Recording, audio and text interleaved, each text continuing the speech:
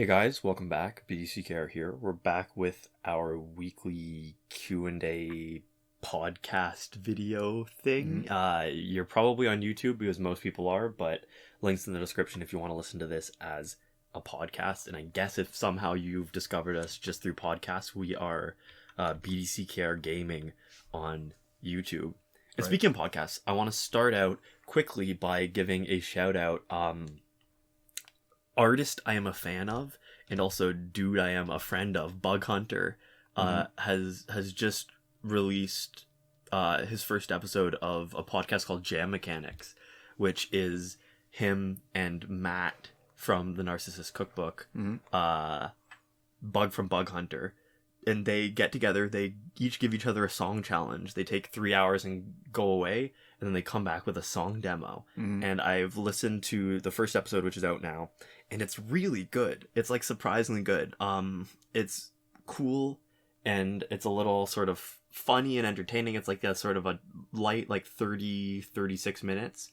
I think the first episode 36, every other one's supposed to be 30. And it's really cool kind of seeing a song come together from an idea to a complete product in like 3 hours. And obviously it's a demo, it's not fully produced or whatever, but it's a really good time. It's a lot of fun. Right. So if you like podcasts and not specifically injustice stuff, I think it's definitely worth a listen. Right. I found it super enjoyable for what I've heard so far. And speaking of enjoyable, we just literally finished watching an episode of Taskmaster. Yeah, it's season 16, I think? 16. Yeah. So I don't want to oversell it.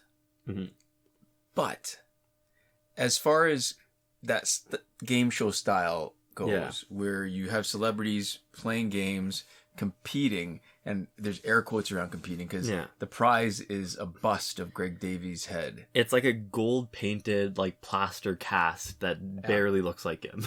Yeah. I think it is really funny in surprising ways. Yeah. It's like a little absurd. It's a little weird and offbeat, but it's really well executed. I think for the type of show it is, it's definitely my favorite like reality challenge show by a mile, right? And I rarely laugh out loud. Yeah. But this last episode, I mean the 16th season, we all three of us were watching it, and I think there was 2 moments where we were all laughing, not only out loud, but I feel like uncontrollably. Like I felt like I'd lost control of my senses. We all burst out laughing at the exact same time. Like a beat happened and we just needed like half a second to process it, and then we all started laughing at the same time. Yeah. And it's not even just somebody said something so funny that we had to laugh. There was a moment where it was like so just like weird and cool. It's season 16, episode 3. So obviously your mileage may vary, but I know a lot of people have discovered it. And the really cool thing about it is that most of the seasons are up in their entirety on YouTube. Right. So season 16, you can either, if you're in the UK, I think you can watch it on BBC 4. Channel 4. Channel 4? I think BBC is something separate. I think Channel 4 is its own thing. No, I think it is BBC Channel 4. Is it? Yeah. Oh, okay. Because it's from back when they only had like 6 channels or whatever, right? And they were all run by the British Broadcasting Corporation. So Channel 4 was literally the 4th out of like... Oh, interesting. Like a really limited number of like channels. I guess I never paid attention. I always just thought whenever I see the references, it's always to Channel 4. Because they used to be on Dave for their first few seasons, which is I think a smaller one. But now they're on BBC Channel 4, which is kind of like it's a big deal. It's an upgrade. It's from like Dave is like a kind of freemium style thing, and then BBC is like, that's the big leagues, right? Yeah. But yeah, so it's really funny, and it's a great show. Again, might not be for everyone, but if you like seeing sort of comedians, and if you know any British comedians, there's a pretty good chance that they've been on one of the seasons already.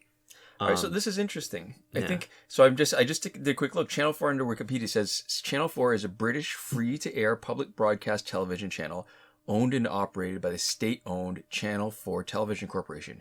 It is publicly owned, but unlike the BBC, it receives no public funding and is funded entirely by its own commercial activities, including publicity. But it's still called BBC Channel 4? No, it's that people, I think, mistake it for BBC Channel 4, so it's actually unlike the BBC. So that statement tells me that they're actually distinct entities. Right. I mean, we're not British, but we're Canadian. I guess we're so then is we're it colonized. not? Is it not on channel? Is it It is not Channel on the 4. BBC? Is it It's Channel 4? I think BBC is actually something else. Okay, that's so weird. It is. Yeah. It is its own thing. Okay. Yeah. So they call it Channel 4 because BBC had, I guess, 1 and 2. Oh, yeah. It began its transmission in 1982 and was established to provide a fourth television service in the United Kingdom. At the time, the only other channels were the license-funded BBC One and BBC Two and a single commercial broadcasting network, ITV. So it is not the BBC. Right, but it was the fourth channel. It is one of the big ones. It's one of the first 4. Right. That's funny. Right. Okay, so I was wrong, but in a weird way. Yeah. Yeah. Interesting. Right, so we should do a little bit. I like to talk a little bit about the footage that you're watching. Yeah. And right now, this week, it's footage of Arkham Killer Croc. We talked a little bit about him in last week's recap when his challenge started. Challenge is still going on as we are recording this. And there are just some characters that are not very good if you want them to be the star of your team. So people ask all the time, well, which character should I promote? What should I do? And I think this is a good example, maybe, when you find a character that is not very good offensively, like, say, Arkham Killer Croc, that you might be tempted not to promote him. What's interesting, though, is the reason why he's so difficult is that when you try to make him into your damage dealer, like the main star, then there's limitations because his special 2 is so bad. Because that pause after he finishes where he's vulnerable, because he's just not, like, the damage reduction, because it's bleed damage, how vulnerable he is against a Blackest Night Flash. Like, if you've got him in a Blackest Night facing a Blackest Night Flash team, I think you're pretty much toast. Although I might have footage here of one time where what you need to do is actually just use supers instead of specials at all, because you're just going to be generating too much health and damage for them. Okay. I want to say something else about, like, there's something about, he's a great tank, though. Like, if you put him on a full Arkham team, and try to make him damage dealer, he wouldn't be as good, because you'd be missing out on Hawkgirl with a quick tag in and out, and you'd be missing out on Rebirth Raven protecting, or actually, not Rebirth Raven, Red Lantern Hal Jordan protecting with his specials in Gear Shattering. So you could try to put him on an Arkham team, but it's actually not as good unless you don't make him your damage dealer. Yeah. And you're going to see, like, you see the footage. I mean, we're making the best of a relatively bad situation, but I think almost anybody else, this team setup with Hawkgirl and either Rebirth Raven or Red Lantern Hal Jordan, I think is the perfect showcase for almost any character. Like, you can make almost any character work in that third slot, just not Arkham Killer Croc. Okay. Very cool. So that's what you're looking at. And I want to say one more thing that is unrelated to Injustice and questions before we get started, which is our filming setup has recently changed, and it's because you have been on a bit of a spree with smart lights and smart switches. Right. So, sorry. So they were on sale Prime Day on Amazon, and they were cheap enough that there were certain things I wanted to not necessarily automate, but just make it easier. Like, there's certain things that, all right, so this is not going to dox us too much, but it just occurred to me now, I haven't done this, but this is the perfect example of what I want to do. There is a set of light switches by a door, and they're like one of those panels that has 3 switches in it. Yeah. And one of them's for the washroom, one of them's for the hallway, and one of them's for the light outside. Yeah. And every single time, it's even labeled now, every single time somebody visits and they use that washroom, they turn off the outside light. They kind of just hit all the switches at random until something happens. Right. So I got to tell you, it's absolutely the most frustrating thing when you're outside and you're in the dark and you realize the light's not turning on. Yeah. So I think the perfect sort of case use of that light switch would be to program it to turn on every day at dusk, so that even if somebody was messing around, it would turn on. Well, I can think of a few things that would probably be a little more frustrating.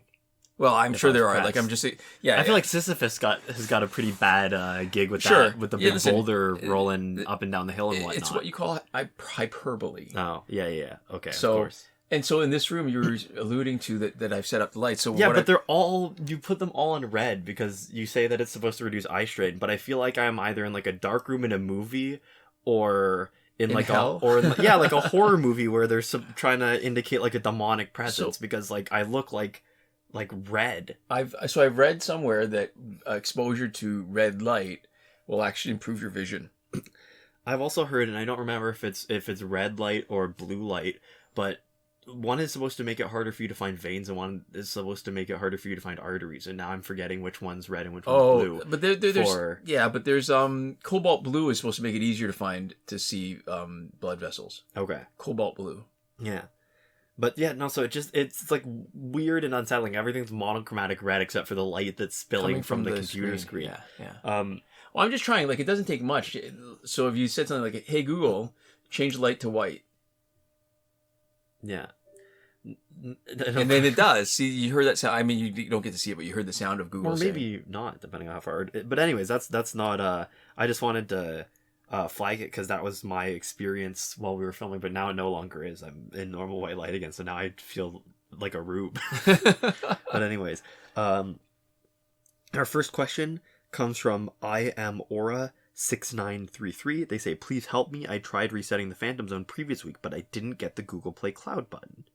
And then the following question, or no. So that's all right. So before we get to the next question, then sorry. So the key really, because there's different situations, right? Phantom Zone reset and the challenge reset, you need the Google Play Cloud button, and some people have been saying that they've run into trouble with that. So the issue is that your a real tight account ship here. Yeah, we run a tight ship here. So you're in order for the cloud save to show up, you needed to have been in Google Play the last time you had Injustice working.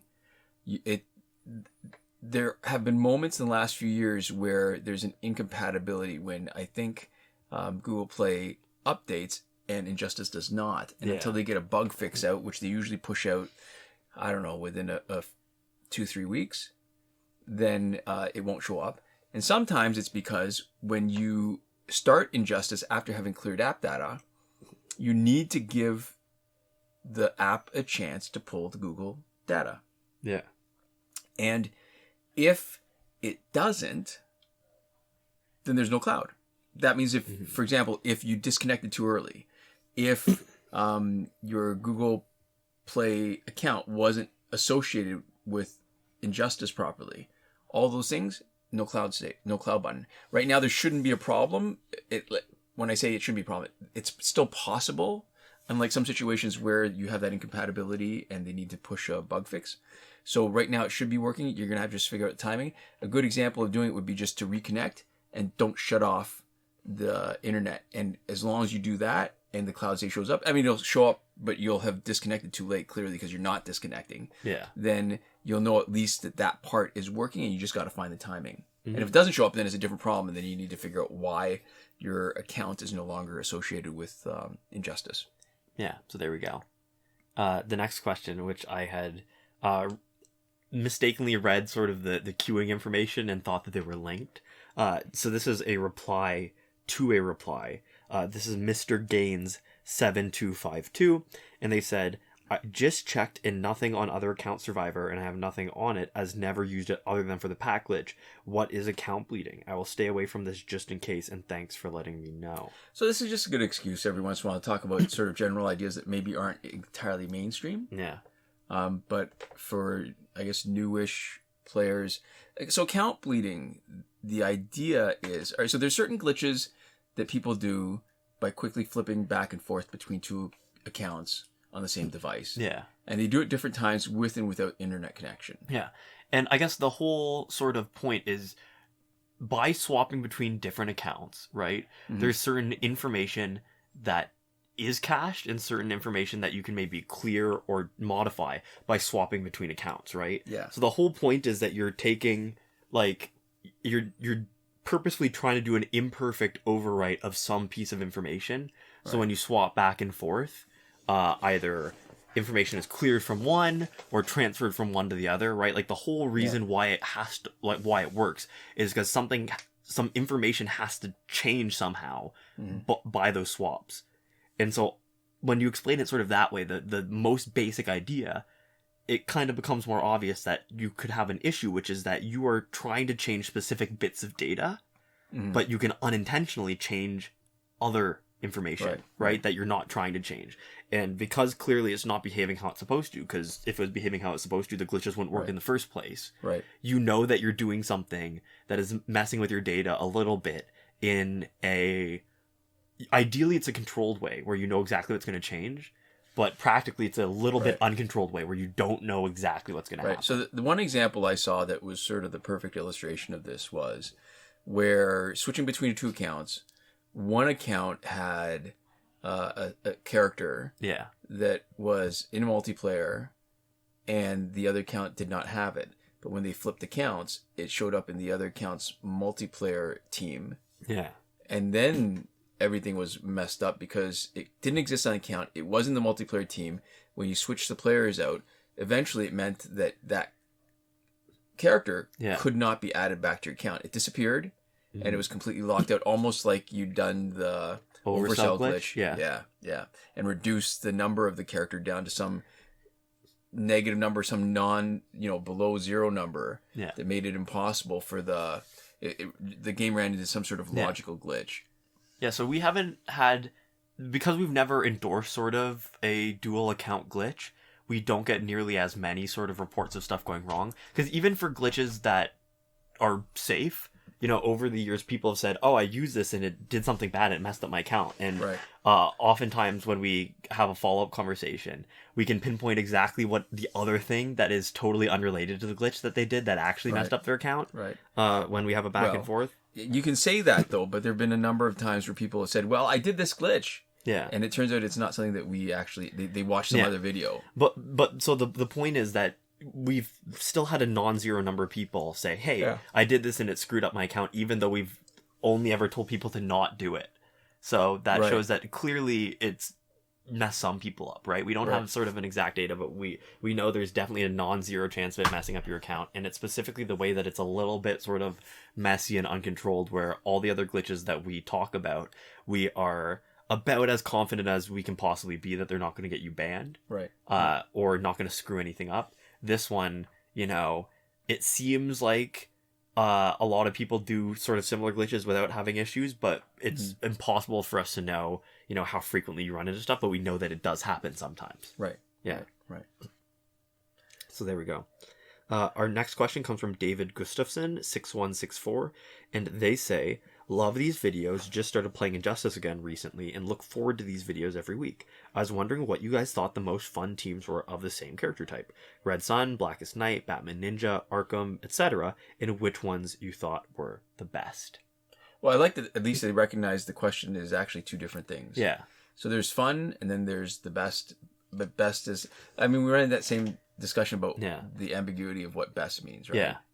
So for me, I think the one that I like the best, just because it was the one that I had first and was very aspirational, is the Red Sun team. And I like that as they built it out with stuff like Red Sun, Green Lantern, right? It's continued to be really good.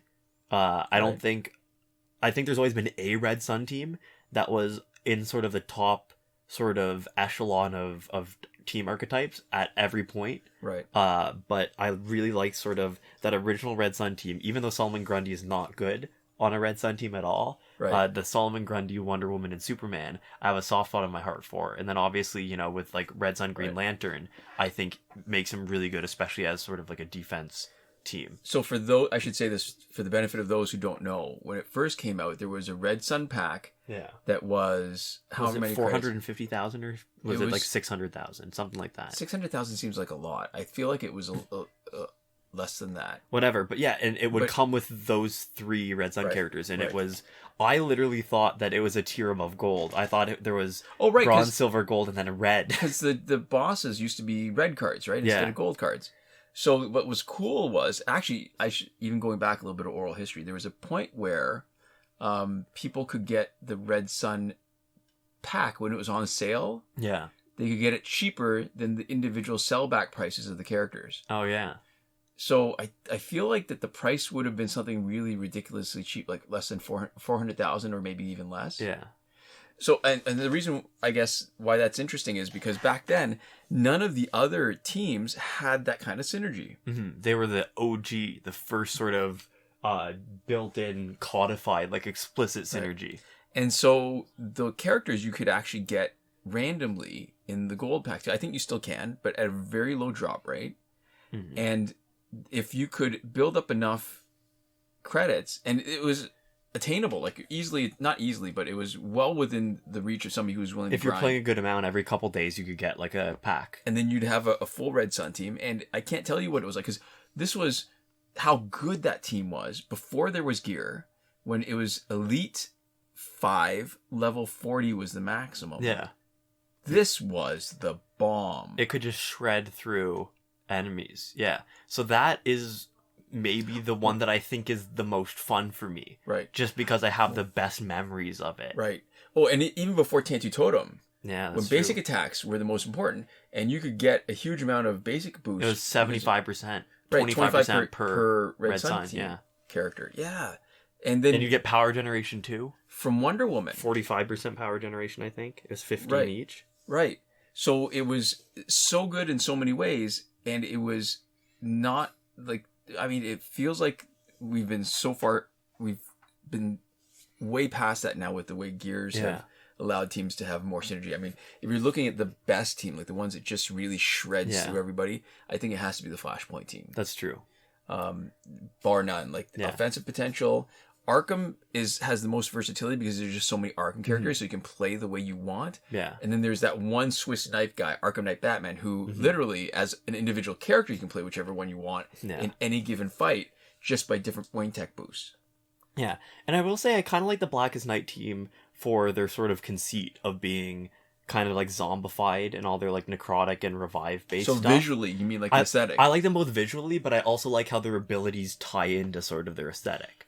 So I think, maybe they're not necessarily the most fun to play, but I think they're maybe the most cool sort of mechanically and visually cohesive team, in my opinion. So the most fun for me is Red Sun. I think best is Flashpoint. I agree with you. And even though you didn't ask this, the third question that I'm answering is most cool, I think, is Blackest Night. Because they look interesting, even though they look a little sort of, whatever, beef jerky, kind of desiccated. Right. But I like sort of the approach of trying to make all of their stuff aesthetically consistent with the mechanics. Yeah. And I'll answer another question that wasn't asked. But the most fun universe, it's not what I find the most fun. Like there's no one in what do you call that though? It is universe, right? Alternate universe or whatever. Right. Yeah. My favorite is actually when you get somebody with an interesting or fun passive and you exploit the heck out of it and make it really, like, one team that I really enjoy playing a lot is Hawkgirl, Rebirth Raven, and Static. Mm-hmm. And you give Rebirth Raven all the both stun boosting gears. Yeah. And you stun everybody with Static. Mm-hmm. And it is hilarious when you can tag in, you stun everybody with Static. He does hardly any damage because his special one is really weak, but it stuns every time. Mm-hmm. And then you come in and steal their power and you just slap them around with Rebirth Raven. So you're saying you like discovering synergies more than you like the sort of built-in codified synergies? Yes, I do. So, and when you make them do something funny, like we've got even a playlist of just that kind of stuff. The fun is when you make people do something they shouldn't. Like I think we might. Oh, we do. When Blackest Night Martian Manhunter had that glitch where he could give millions of health to his teammates, that was hilarious. Oh yeah, that was awesome. Yeah. Then when you could make reverse Flash disappear, reverse, Flash disappear, like that kind of stuff to me is the best. When you can make characters do the worm, like dance like the worm. Sorry, that's okay. When you make characters dance like the worm with Elseworld Flash's passive when it triggers. Mm-hmm. You doing all right there? Yeah, I just have like a tickle in my throat. I don't want to keep coughing on the podcast because it feels a little rude. All right, so we'll try to do something in the post-production to make sure that the coughs don't sound so loud. Yeah. I really like that sort of idea of emergent gameplay too, and it's funny because this isn't a genre that often has it. But like the sort of idea of like immersive sims and other stuff, there's a game that actually just came out that I was following the development on Twitter for a little while. Right. And Mark Brown, Game Maker's Toolkit, made a video about it, and it's called Mosalina. And Mosalina, do you say? yeah, it's like Mona Lisa. Okay. But and it's the whole point of it is it's this 2D little platformer, and it's called a hostile take on the immersive sim, where it's all these little puzzle rooms, but there's 27 total tools. Every game, like every run through, you get a pool of 9, and then every time you enter a room or like die and have to restart it, you get a random combination of 3 of those 9. So the rooms have no built-in solutions, and you're given these random weird and goofy tools, and you just have to make them work as best you can. So it's meant to be a game where all the gameplay is emergent, because there's puzzles with no specific solutions, and tools that are given to you totally randomly, and you're just supposed to you're given like a fish and a ladder and something else and a butterfly that lets you teleport, and they say, can you beat the level? I don't know, try it. And then if you die, they give you 3 other random things, and they say, okay, do it again. Try it again. Yeah. And so I think that type of gameplay is like inherently very compelling, and I'm surprised and a little, I don't want to say like delighted, but I guess a little delighted that Injustice as a game has that, because it's yes. a nice touch, and I think for the genre it's relatively unique to have that kind of emergent gameplay, and it is because you can sort of have teams with synergies and all these gear and stuff, and whereas most fighting games don't let you do much of that at all. Right, there's not a lot of experimentation that you can do that will give you any real results. Well, there's not like sort of experimentation outside the game, right? There's sort of, while you're playing, combos and whatever, and you can find a combo that maybe the developer didn't intend, but there's a lot more sort of gameplay interactions that come with the gears and the teams and the passives. Right. Yeah. Right. Okay, I think that's great. Yeah, I think that's a great place to end it off for the week. To finish up, we'd like to give a huge thank you to all the lovely folks who support us on Patreon. And that would be Michael Devries, Irvin Ruiz, and Hoshi127, who are supporting us on the credited level, and a bunch of names you see on our screen who were generous enough to have supported us directly at some point during the pandemic. There we go. Thank you so much for your support, and thanks so much to all of you for watching. We'll see you next time. Komoda.